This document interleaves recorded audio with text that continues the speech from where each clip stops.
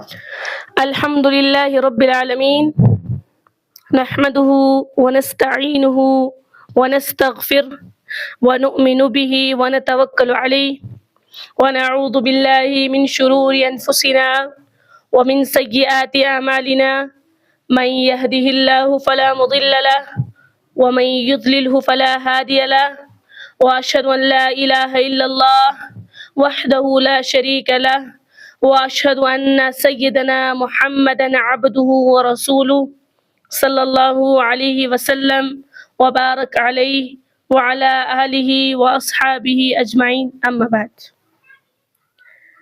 میرے قابل احترام سامعین کرام اور امت مسلمہ کی نوجوان بہنوں اور بھائیوں، آج میں آپ سے کوئی نئی بات کہنے نہیں آئی، بلکہ وہی بھولی ہوئی بات یاد دلانے آئی ہوں جسے بھلا کر ہم نے اپنی عزت بھی کھو دی اور اپنا سکون بھی کھو دیا۔ میں آپ سے ایک سوال کرتی ہوں، آخر وہ کون سی چیز تھی جس نے ریگستان کے بکھرے ہوئے قبیلوں کو دنیا کا رہبر بنا دیا؟ وہ کون سی طاقت تھی جس نے غلاموں کو انسانیت کا امام بنا دیا؟ وہ کون سی دولت تھی جس کے سامنے قیصر و کسریٰ کی سلطنتیں جھک گئیں؟ وہ نہ سونا تھا، نہ چاندی تھی، نہ فوجوں کی کثرت تھی، نہ ہتھیاروں کی طاقت تھی۔ وہ صرف ایک چیز تھی، اللہ پر سچا ایمان، اور رسول اللہ صلی اللہ علیہ وسلم کی کامل اطاعت اور قرآن کریم سے زندہ تعلق۔ آج ہمارے پاس بھی وہی قرآن ہے، وہی کلمہ ہے، وہی قبلہ ہے، وہی رمضان ہے، وہی اذان ہے، مگر ہمارے حالات ویسے کیوں نہیں؟ اس لیے کہ ہم نے قرآن کو پڑھنا تو باقی رکھا مگر اس کے مطابق جینا چھوڑ دیا۔ ہم نے رسول اللہ صلی اللہ علیہ وسلم سے محبت کا دعویٰ تو کیا مگر ان کی سنت کو اپنی زندگی کا راستہ نہ بنایا۔ ہم نے اسلام کو مسجدوں تک محدود کر دیا، حالانکہ اسلام زندگی کا نام ہے۔ گھر میں بھی اسلام، بازار میں بھی اسلام، تجارت میں بھی اسلام، تعلیم میں بھی اسلام، اخلاق میں بھی اسلام اور تنہائی میں بھی اسلام۔ میرے عزیزو، آج ہم امت کے زوال کا ذکر کرتے ہیں لیکن کبھی اپنے دل سے نہیں پوچھتے کہ اس زوال میں میرا حصہ کتنا ہے۔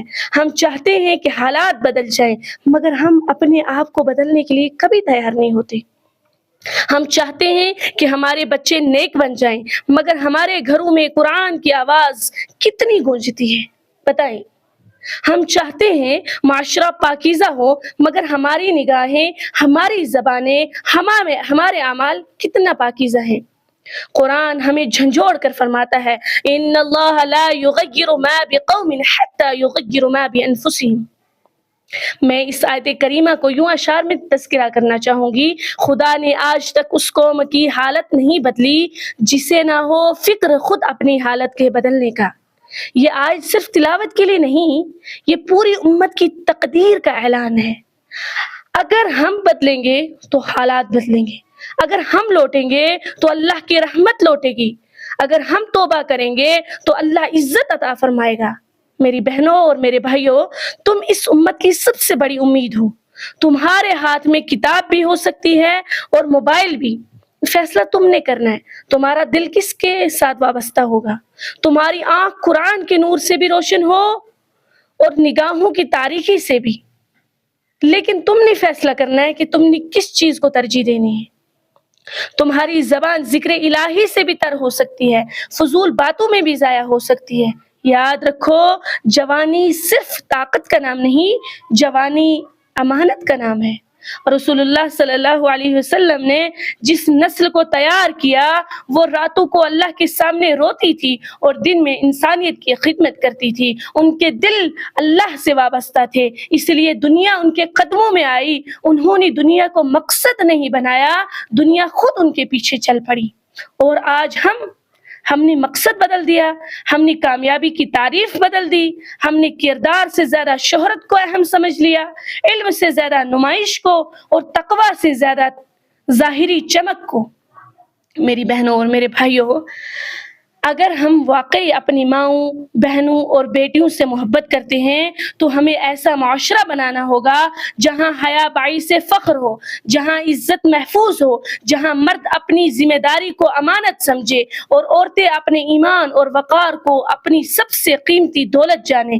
ہمیں ایک دوسرے پر الزام نہیں رکھنا بلکہ ایک دوسرے کا ہاتھ پکڑ کر اللہ کی طرف واپس آنا ہے، یہ بتانا ہے۔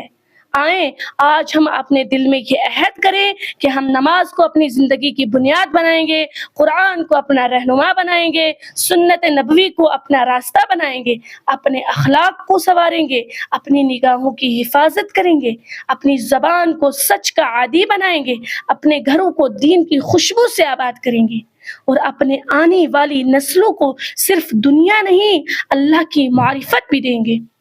شاید ہماری یہی واپسی امت کی نئی صبح کا آغاز بن جائے، شاید ایک سچی توبہ برسوں کی غفلت کو دھو ڈالے، اور شاید اللہ پھر اس امت کے بارے میں فرشتوں سے فرمائے کہ دیکھو میرے بندے میری طرف لوٹ آئے ہیں۔ اللہ ہمیں قرآن کا سچا خادم، سنت کا سچا پیروکار اور امت کی اصلاح کا ذریعہ بنائے۔ وآخر الدعوانا ان الحمد للہ رب العالمین۔